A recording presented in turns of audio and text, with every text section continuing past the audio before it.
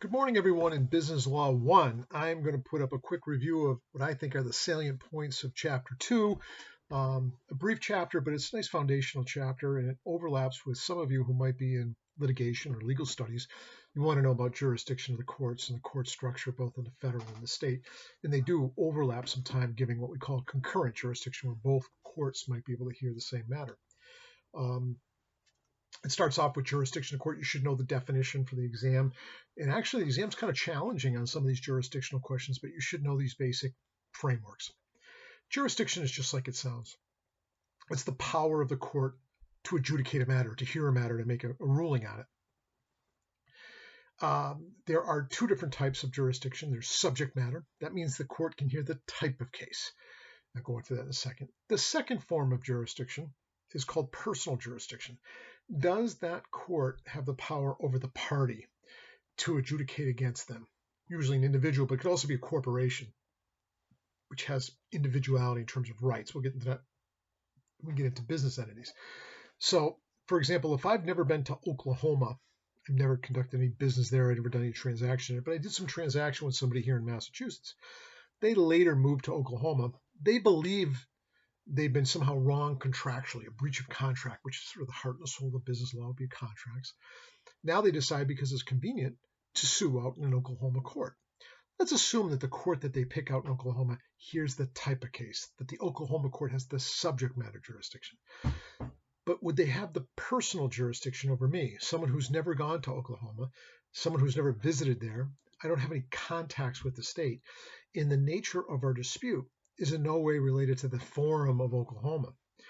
There, the court would likely lack what we call personal jurisdiction, the power to adjudicate over me. So that's the analysis we have to go through in every case.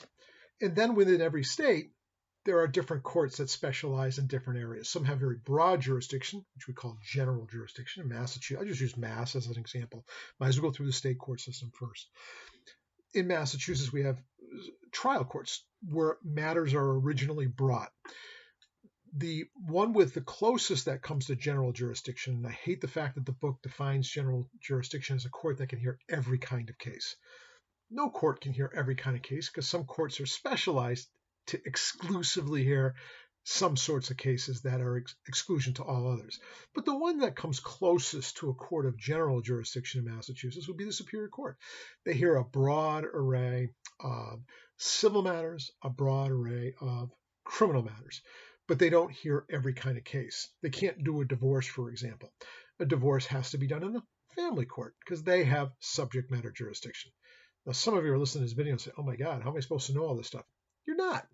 You're supposed to know enough to at least be able to question which court you should be going to if you're the plaintiff, the one that's going to sue, or if you're being sued, have you been sued in the right form? Have they gone to a court that hears that kind of case? I'll give you an example where I screwed up as a young attorney. I was working for a law firm, and somebody already did the filing, but they sent me to court on a hearing on this case. And the defense attorney was doing a motion to dismiss. They were trying to throw the case out. And their argument was the court lacked subject matter jurisdiction. And the defense attorney was right. I was the plaintiff's attorney.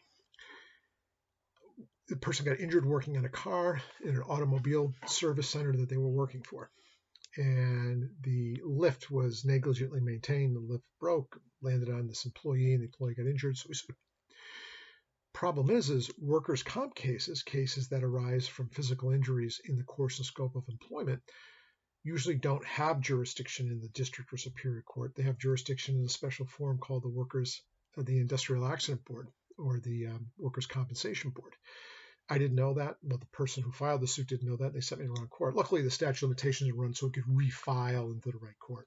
But these are the kinds of analysis you need to be able to be comfortable with when you go through this section of the book in Chapter 2. Is just, does the court hear the kinds of matters? So Massachusetts, in the trial court is where you start. There's several names for the trial court. Sometimes they call it the court of original jurisdiction because it starts there.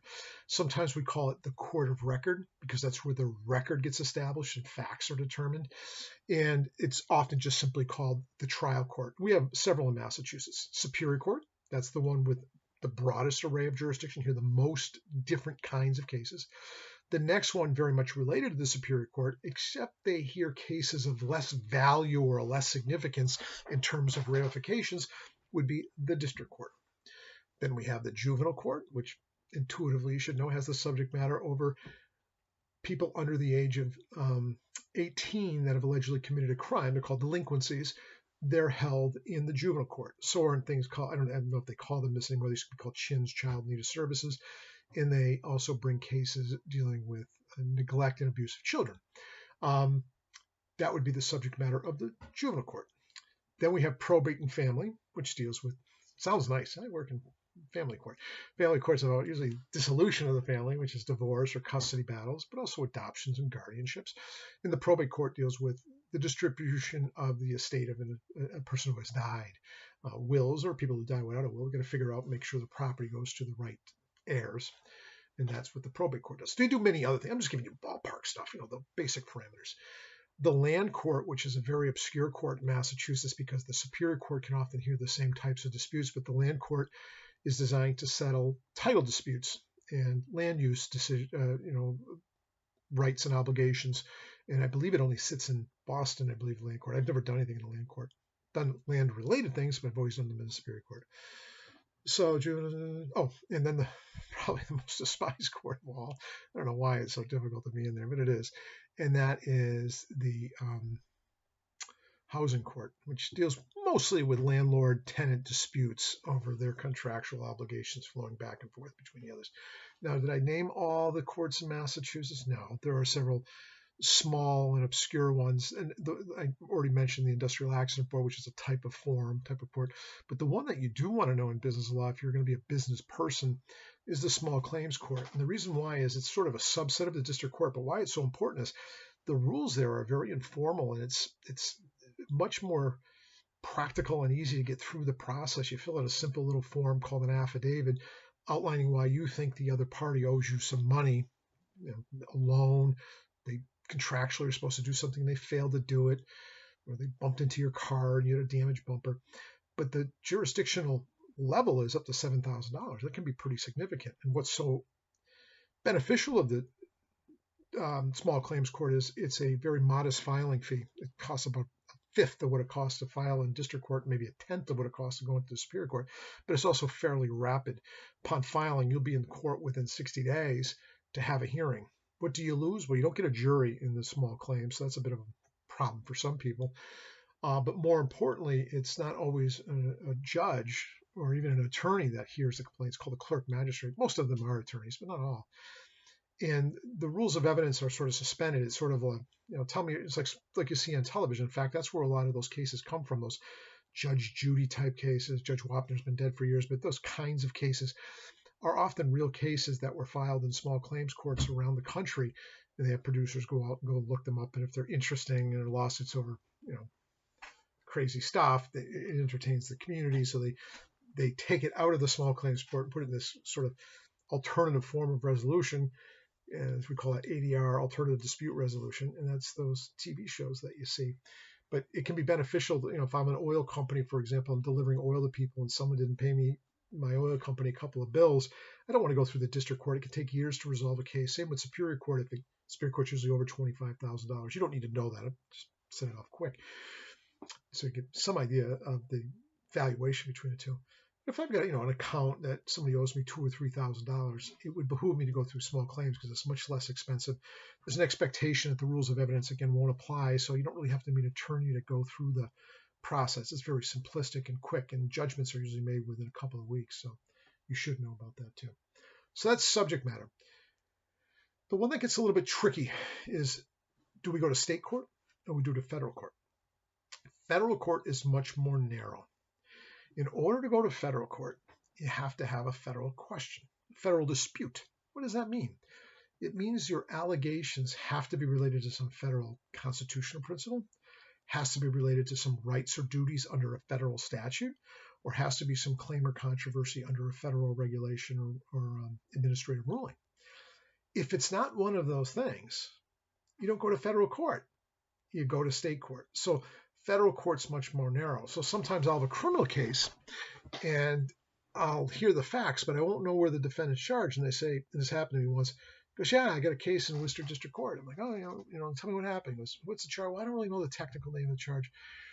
And I go down to Worcester Superior Court, the state court, and I'm waiting for my client. I always tell people to be very early, and they get a call. Goes, hey, where are you? And I don't know, where are you? I told you I'm meeting in front of South 6. I'm here. I don't see you. Because we met at my office before, and they didn't have any paperwork. Turns out they were charged in federal district court. It was a federal statute that they allegedly violated. Now, could something be both a violation of federal statutory law as well as violation of state law? Yeah, that's called concurrent or overlapping jurisdiction. Sometimes one forum will not prosecute knowing the other one is, but sometimes both forums will prosecute and go after a defendant both in the federal and district court, and they'll face distinct punishment, sometimes on and after the others. That's criminal. But same with civil. You might have a civil claim, which in most business law is going to be civil rights and duties flowing back and forth between the parties. You might be able to cite something in the federal statute that gives you a right to sue in federal court. Pretty rare. You're mostly going to be in state courts when it comes to business disputes, contractual disputes. So to get into federal court, what do you need? A federal claim. And that's narrow. The one area where it might be a little bit bigger are the specialized courts within the federal court. So let's go over the federal court structure. It started with the state, but I'll go into the federal. The federal court usually start off in the district court. It sounds minor because the state court called district court is the lesser of the two courts of general jurisdiction. But the federal system starts off with trials mostly in the district court. Each state has at least one federal district court. Massachusetts has 3: Springfield, Worcester, Boston. Every state, again, has at least one federal court. What happens at the trial court in the federal system? Just like what happens in the state courts at the trial, facts are determined by a judge or a jury. The law is applied by the judge or instructed by the judge to the jury for them to apply it to the facts, and a judgment is rendered. In an appeal, you always have the right to appeal, but the appeal must cite an error of law, not of facts. Can't believe the jury thought my client stole that safe. That's a factual determination. That's largely not appealable.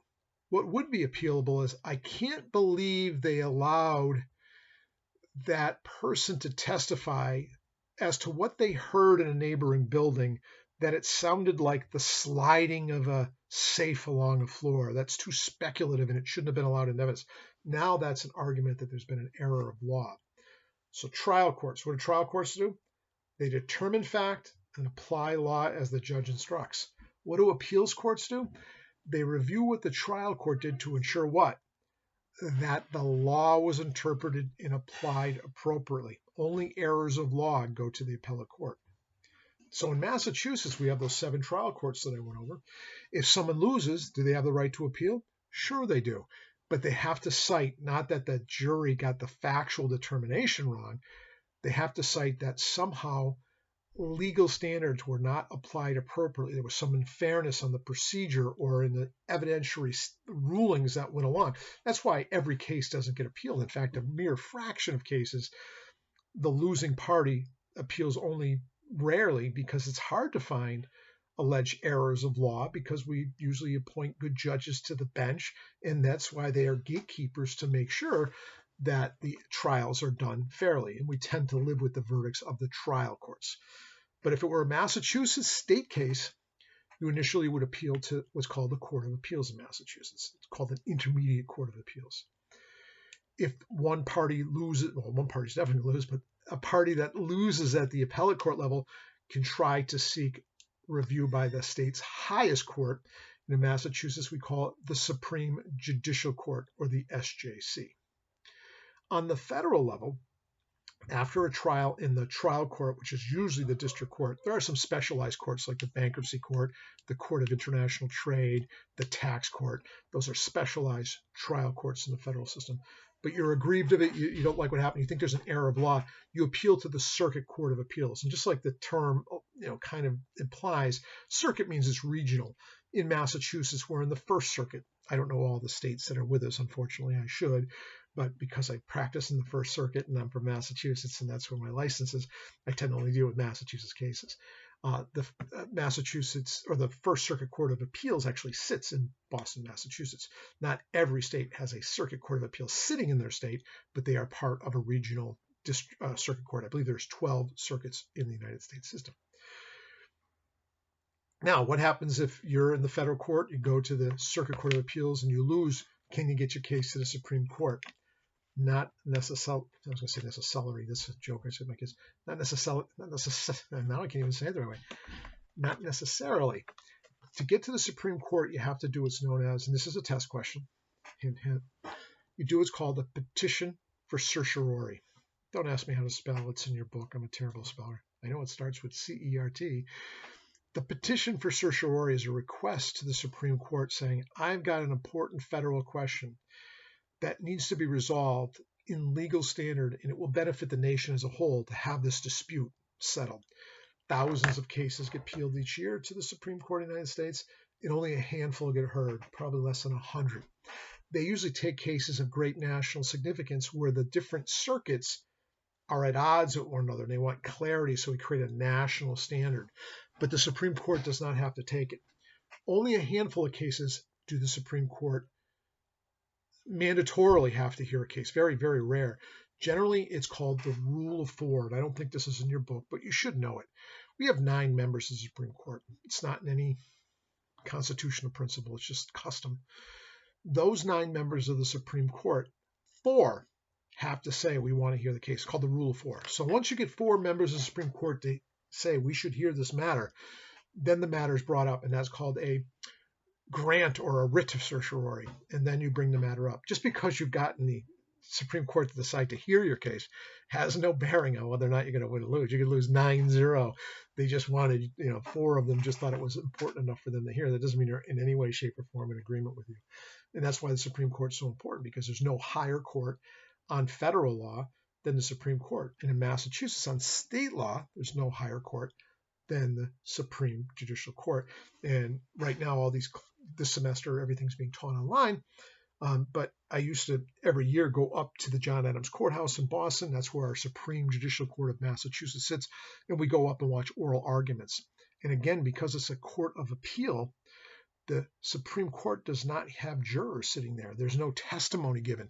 They literally just argue that some legal standard was misapplied or misinterpreted by the trial court.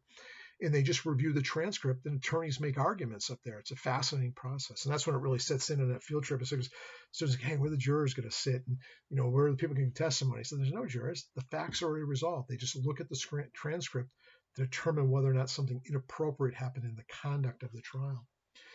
So that's the jurisdiction of the courts. Subject matter, do they hear the type of case?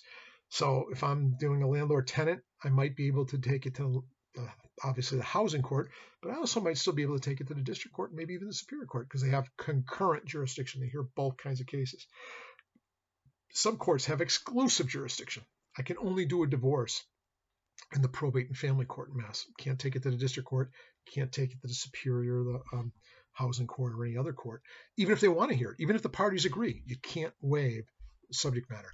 Now, some of you are probably having your head swirl right now and say, well, I don't know which court takes what kind of case. You don't have to. I just want you to be aware that that decision and that analysis has to take place. For practical purposes in business disputes, mostly going to be contractual, either an oral contract or a written contract, or some dispute over who did what and didn't comply and money's lost. In Massachusetts, you're probably going to go to state court. It's probably not a federal question. You don't know yet what federal questions are and what state are, but over time you start getting experience. You say this is a federal jurisdictional question or this is a state jurisdictional question. You probably will take most cases, if you're in Mass, to the Massachusetts either district court or superior court in the state jurisdictional system.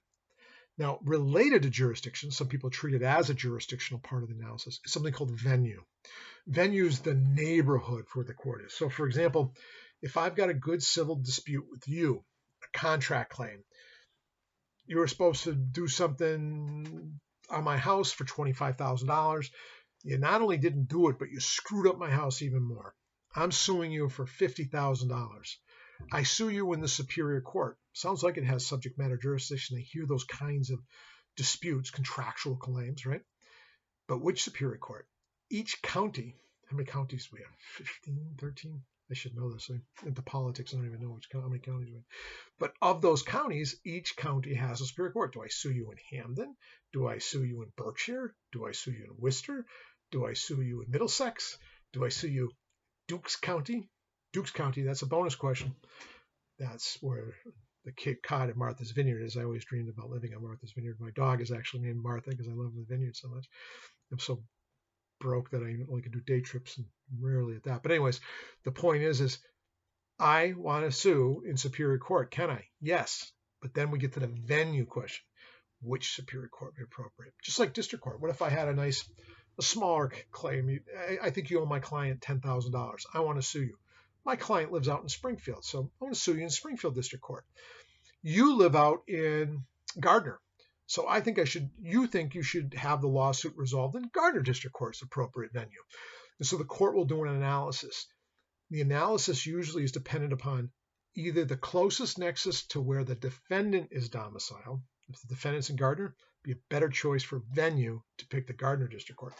In the next analysis or the alternative, I should say, is where the event or the nexus to the lawsuit happens. So say not only does the defendant live in Gardner, but our agreement and dispute happened in Gardner. Now Gardner is the appropriate venue for the district court. It's kind of a common sense. Don't get too hung up on this. There's a lot of analysis there. I just want you to be aware. Make sure they got you in the right court. Went over the classifications. Yeah, there's some special federal courts like the bankruptcy court. I used to do bankruptcy where you go to a special court for that. But most of the time it's the United States District Court is the most common. Let me see what they list for some of them here. Yeah, the limited one, international trade, the federal claims, you're suing the federal government for something. I did it once. A federal DOT truck for some reason slammed into my client's car, but because the defendant was a federal entity, I had to sue in a federal claim court in the federal court. Very difficult because I wasn't comfortable with the procedures. Bankruptcy court, which I've done some of that stuff, but the district court's the big one. Now the thing is going to throw you out, but you got to know it for the test. Sometimes we want to make sure that the form is fair. I think there's a little bit of an archaic principle, but say you live up in New Hampshire. I live in Massachusetts. I want to sue you.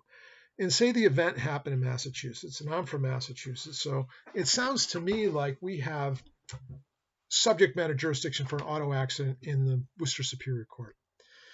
But you live up in New Hampshire, and they think that because you're a New Hampshire resident, I'm going to have some kind of unfair advantage because I'm suing you as a Massachusetts resident in a Massachusetts Superior Court. We've created a special rule to allow traditionally state court cases to go to federal court if it meets two standards. It's called diversity jurisdiction.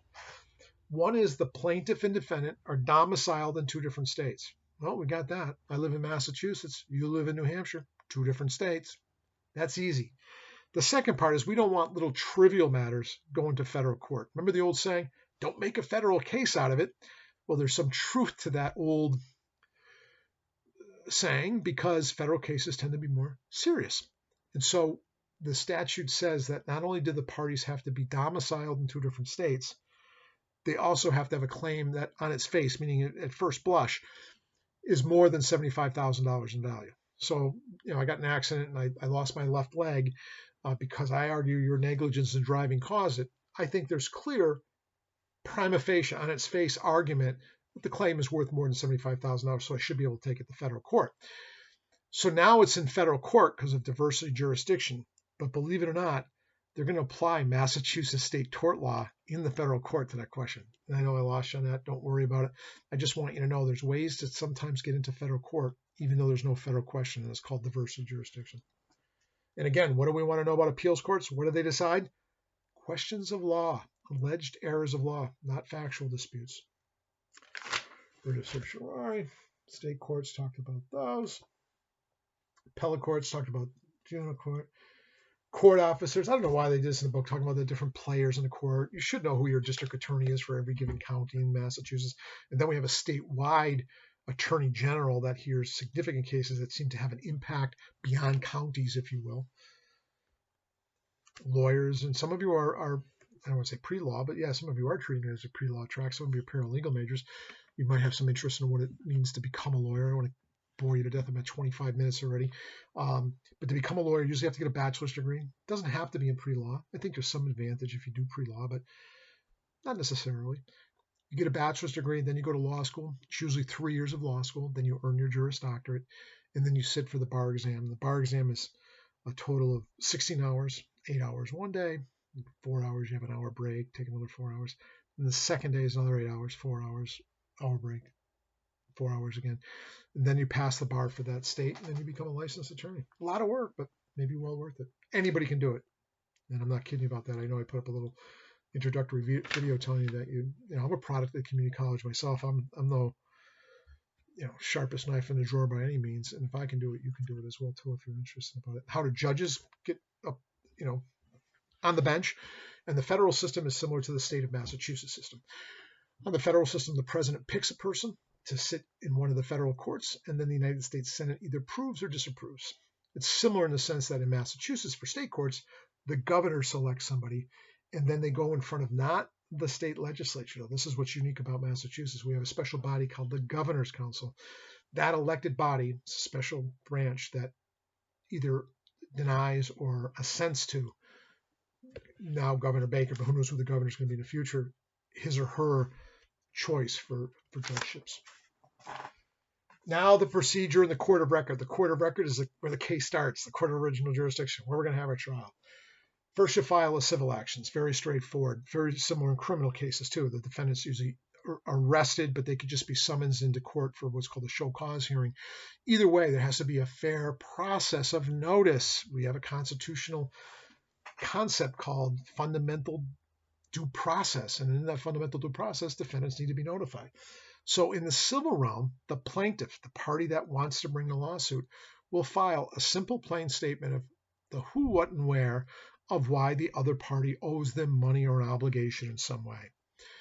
They file it in the right court that has subject matter and personal jurisdiction, and then it's served upon the defendant. What do I mean by served? Well, in some jurisdictions, it can be just first-class mail. Most jurisdictions require some neutral third party, like a constable or a sheriff, because we want objectivity. We don't want it to be biased in the server. And they try to deliver it in person to the defendant. And if they can't do it in person, they fill out what's called an affidavit, a sworn statement saying they left it at their last and usual place of abode by sliding it between the storm door and the internal door on such and such a date and time, because we want defendants to know they're being sued. Then the defendant has a period of time to respond to that lawsuit. Usually we call it an answer, but they can also respond with a motion to dismiss or some other pleading to try to shortcut the case and get it killed early. But oftentimes it's an answer, denying most of the allegations of the plaintiff or admitting some and denying others. After that response is given, there's a period called discovery. Discovery is the formal process by which information exchanged between the two parties. There's 4 or 5 fundamental things people do. There's many more, but these are like the fundamentals. This is an introductory course. One is interrogatories. Those are written questions from the plaintiff to the defendant and the defendant to the plaintiff, and they have to be answered in written form under oath. The reason why we use that tool so much is they're cheap. It's just a letter outlining the questions you have for the plaintiff or the defendant, and they have to respond in writing what their response is. And if the questions are drafted very well and the defendant and the plaintiff answer them honestly and completely, you know what they're likely going to say at trial, so there's no surprises. We don't want, unlike television and movies, we want to know what both sides are going to say ahead of time. And by doing that, very few cases will actually get to trial in a civil session. Criminals, less likely, but in civil, we know what both sides thought they heard, felt, did, experienced. If we know what they're going to say ahead of time, because they're going to be consistent with those interrogatories, if they change their mind, they're going to look like they're perjuring themselves and lying because they say stating it under oath that the facts are true as they know them. We know what both sides are going to say. And once you know, it's like playing poker with all the cards up. You know who's likely going to win or lose if you have all the facts disseminated between the two. And that's what we want in the civil realm.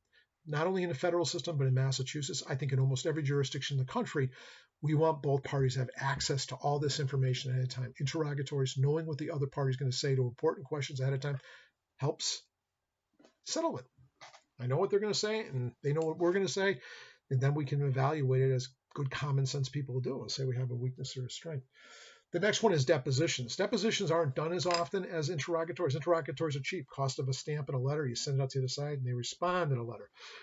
Depositions, you have to get in front of a court stenographer, meet at an office, and it costs a lot of money to hire a stenographer to do that. But basically, it's live, in-person questioning, and it's not limited number. Interrogatories, you're supposed to only ask 30 questions. But in a deposition, you can go on for days and days and days, and it can be very, very time-consuming and expensive how long they are. But what's powerful about a deposition is I don't know what somebody's really like by reading, just like you guys on an online class. I don't know that much about you by seeing your written responses to questions. But if we had a dialogue in person, do I get to evaluate your character, your style, your likability, your dislikability a little bit more? That's the power of the deposition, seeing how somebody responds in the flesh, because that's what they're going to be like in front of the jury. See if you can push their buttons a little bit, make them angry, make them look obnoxious. Another one's admissions. It's very similar to interrogatories, but instead of asking the questions about who, what, when, and where it happened, you literally state something like, admit or deny, on such and such a date you were an employee of the ABC construction company. And you literally have a admit or deny, and they can either circle either one. They can also respond, we're without sufficient information to either admit or deny, or we do not recall. But admissions are a powerful tool as well because they're cheap and easy. So we've got interrogatories, depositions. Then there's a request. I don't see it in your book. It's got to be in here. They don't have it. It's called, in Massachusetts, request for production of documents are a huge one. But basically the other side might have a copy of their insurance policy. I want to see it. They have a copy of the contract. We don't have it, but it's critical to both sides. I want a copy of your original contract. We want a copy of all the medical bills that you say you've developed as a result of falling off that ladder. We want all the pictures of the damage that you said happened to your car. We want all the invoices of the other contractor that had to do the job because my client allegedly failed to do it. Those are requests for production of documents, very powerful tool. I had a plaintiff's case, a drunk driving person crashed in a car and they denied they were drinking.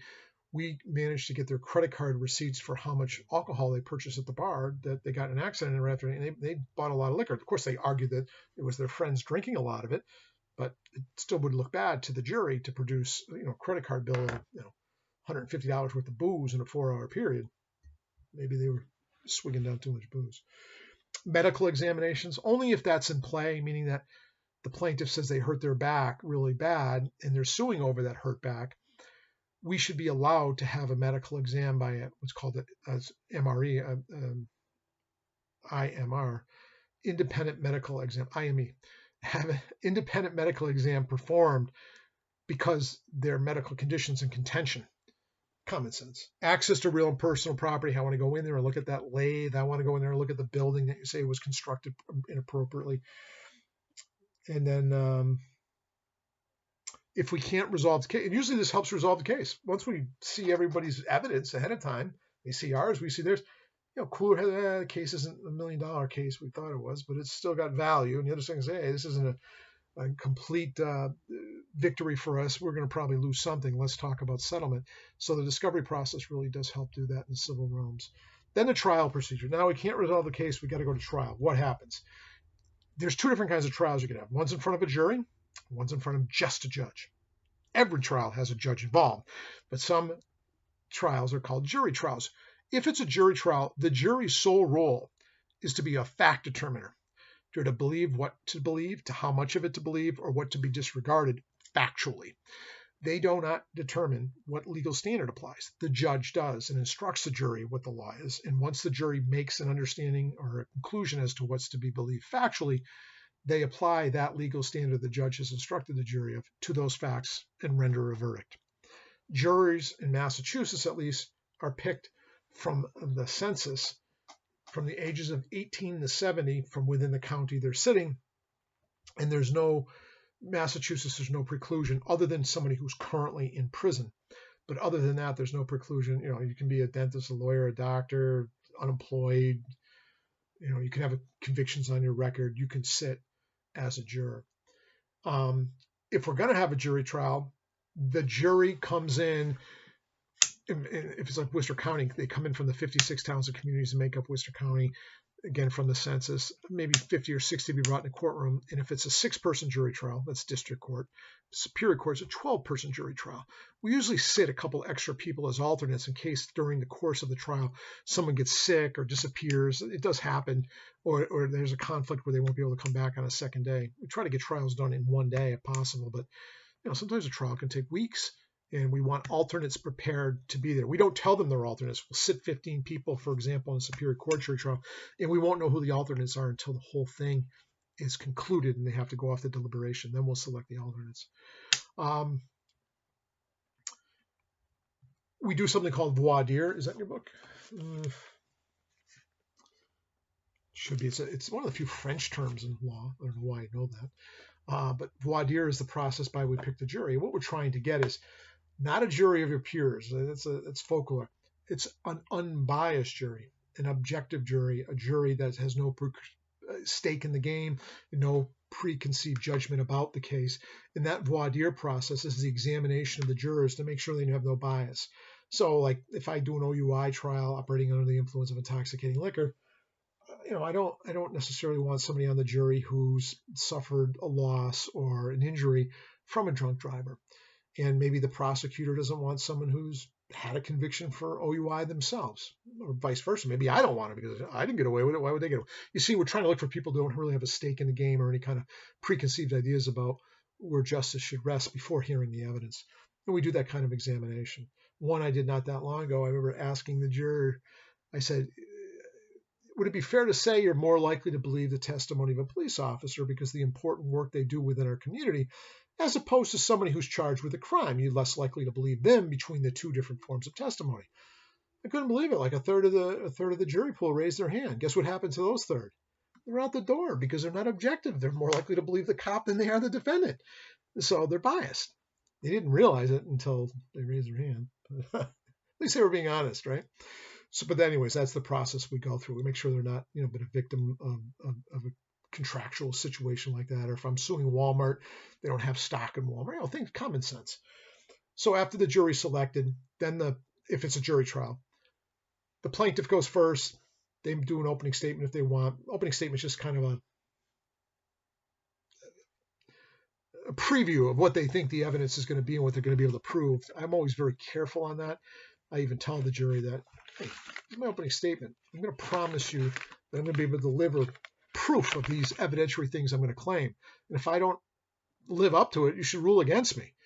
But I want you to do the same for the opposition because they made some very serious promises as well. And if those promises don't materialize, you should rule against them.